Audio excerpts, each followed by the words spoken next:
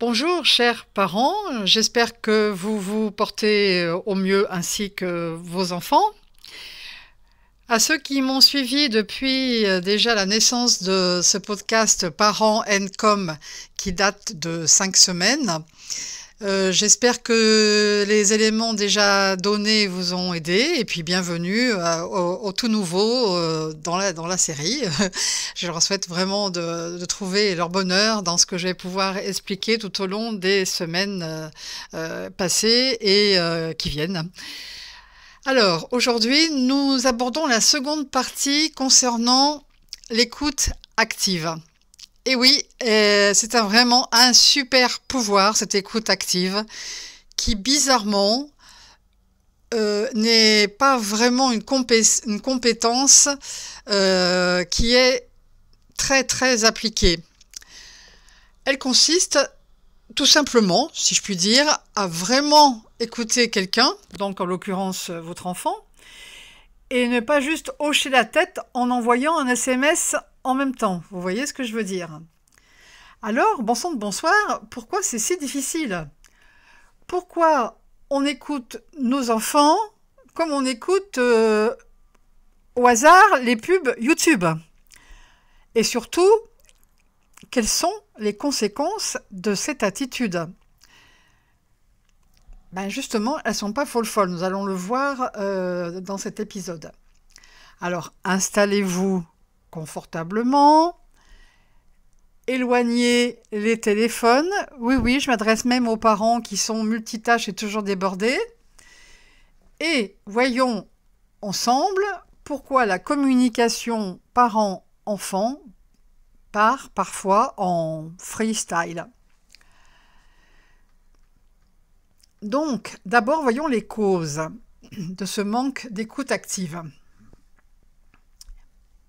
La première cause, c'est le stress et le manque de temps qui, reconnaissez-le, vont toujours ensemble.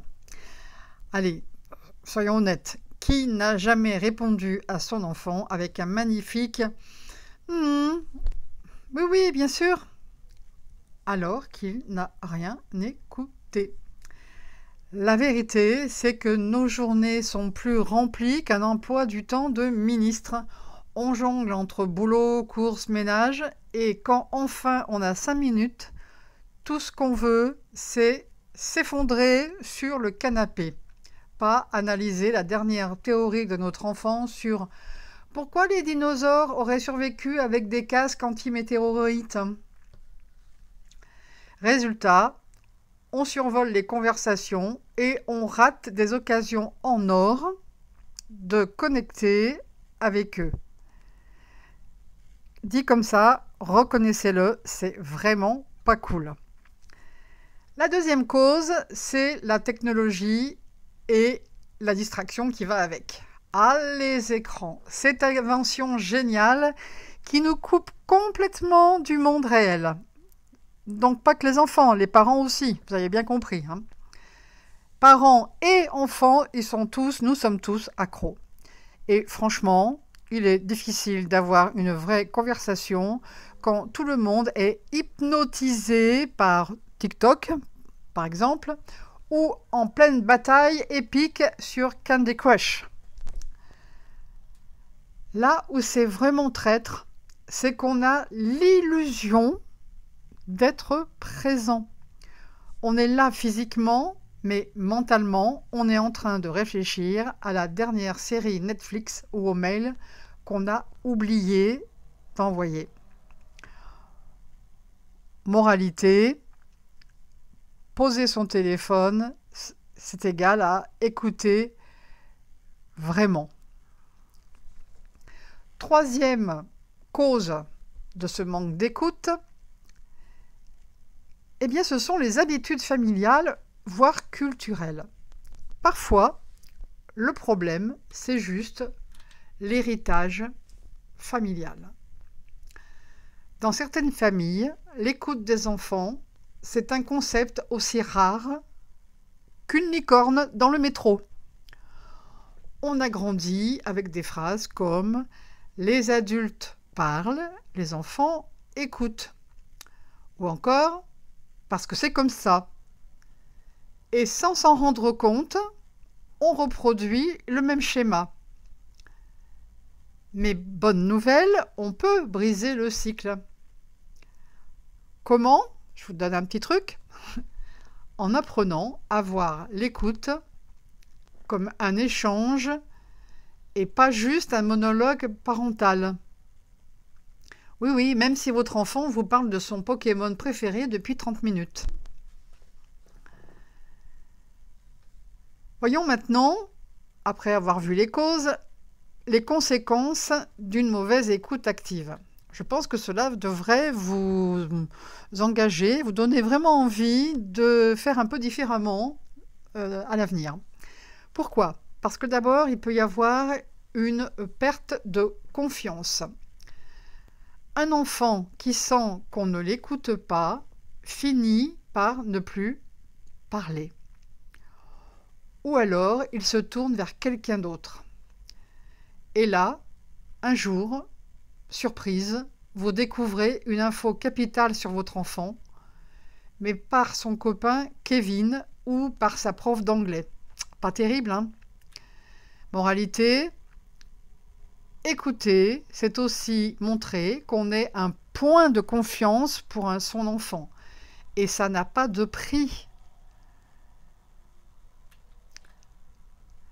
Le deuxième problème, donc la seconde conséquence, la deuxième conséquence, ce sont les problèmes émotionnels et comportementaux. Imaginez, vous parlez à quelqu'un et il vous coupe tout le temps, vous répond à moitié ou vous ignore.